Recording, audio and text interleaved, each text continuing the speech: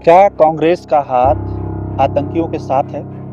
क्या कांग्रेस का हाथ देशद्रोही ताकतों के साथ है? देश में जब भी कुछ ऐसा होता है जिससे जिन पे देशद्रोह का आरोप लगाया जाता है या जो देशद्रोही तत्व है, जब भी उन पे कोई एक्शन लिया जाता है भारत सरकार के द्वारा या पुलिस के द्वारा, किसी राज्य की एजेंसीज के द्वारा, तो हमेशा कांग्रेस उन लोगों के साथ जाके खड़ी होती है। ऐसा क्यों?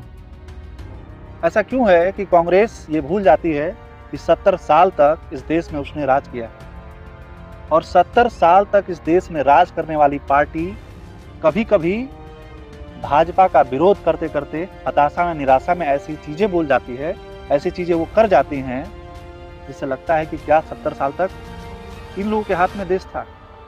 आप कहेंगे कि निष्पक्ष तरीके से आप अपनी बात रखने का दावा करते हैं, लेकिन कांग्रेस को इस तरीके से अटैक क्यों कर रहे हैं? तो मैं आपको जो फैक्ट्स अभी दिखाने जा रहा हूँ, जो प्रूफ्स आपको देने जा रहा हूँ, स्क्रीन पर चल रहे हैं, इसको वीडियो को पॉज कर दीजिए और पहले आप इसे पढ़ लीजिए।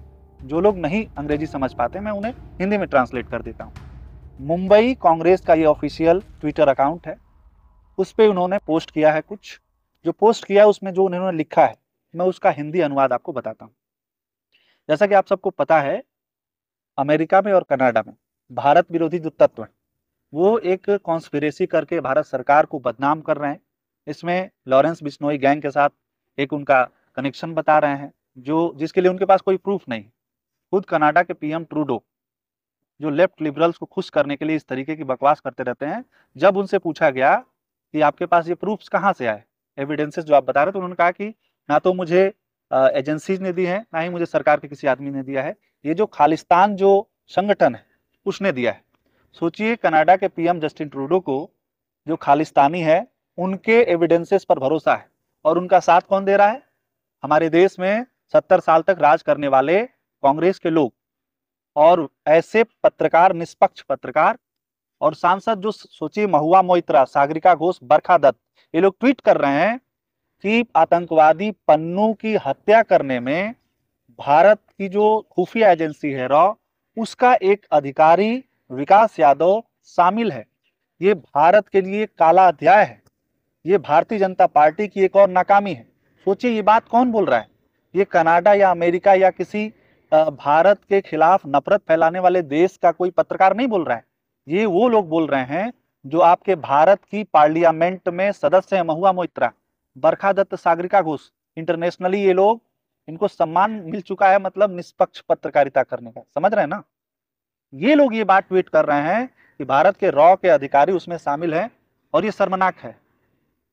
अगर रॉ के अधिकारी इसमें शामिल भी हों, पहले तो आपके पास प्रूफ नहीं है, एफबीआई में वांटेड है, इस आधार पर है। अमेरिका कोई काम क्यों करता है बिना अपने स्वार्थ के, बिना वो सब चीजें नहीं करता है। लेकिन आपको कौन सा स्वार्थ इसमें मिल रहा है? आपको कौन सा लाभ इसमें मिल रहा है कि आप अमेरिका के तरफ से जो है फील्डिंग कर रहे हैं? आपके पास तो कोई प्रूफ है नहीं।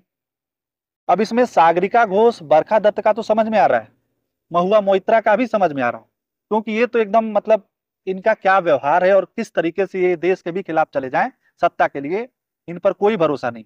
लेकिन कांग्रेस जिसने 70 साल तक इस देश में राज किया, आखिर उसको क्यों ये बात कहनी पड़ रही है बिना प्रूफ के? अच्छा, एक बात बताइए, पुलिस का काम है कानून व्यवस्था को बनाए रखना, अपराधियों को पकड़ना, तो हमारे रॉ जो एजेंसी है, खुफिया एजेंसी है, उसका काम क्या है? क्या काम है बताइए? हमारे देश का मोस्ट वांटेड आतंकी पन्नू, खालिस्तानी आतंकी, आखिर उसको न्यूट्रलाइज करने का काम किसका है? एलिमिनेट करने का काम किसका है? हमारी हमारी एजेंसियों का है। तो रॉ अगर ये कर भी रही है तो उसका वही तो काम है, इसीलिए तो रॉ को बनाया गया है। अरबों खरबों का जो भी उस पर भारत सरकार का जाता है, वो क्यों जाता है? आपने सुना होगा कि पूर्व के रॉ के अधिकारी ने कहा, रॉ चीफ ने, कि एक बार दाऊद को मारने की पूरी प्लानिंग हो गई थी, और वहां पे जो एजेंसियां थी, उसके जो एजेंट्स थे, वो वहां पर पहुंच चुके थे। बस यहां से, दिल्ली से इशारा मिलना था, लेकिन एन वक्त पे कुछ मिनट पहले यहां से फैसला बदल दिया गया। क्यों?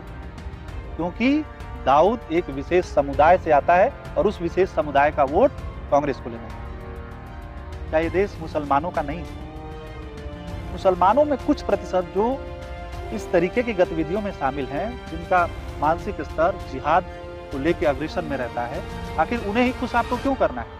क्या एपीजे अब्दुल कलाम जैसे मुसलमानों को मानने वाले लोग इस देश में खत्म हो गए हैं? नहीं हुए। लेकिन आप ऐसे लोगों को आगे नहीं बढ़ाएंगे। क्या सच में कांग्रेस धीरे धीरे अपनी रिलेवेंसी खोती जा रही है? क्या कांग्रेस इस देश की सत्ता में दोबारा कभी नहीं आएगी? क्या कांग्रेस भी ये मान चुकी है? ये सवाल आपसे, ये सवाल हर उस नागरिक से है जो वीडियो देख रहे हैं। बाकी आपको क्या लगता है बताइएगा जरूर। नमस्कार।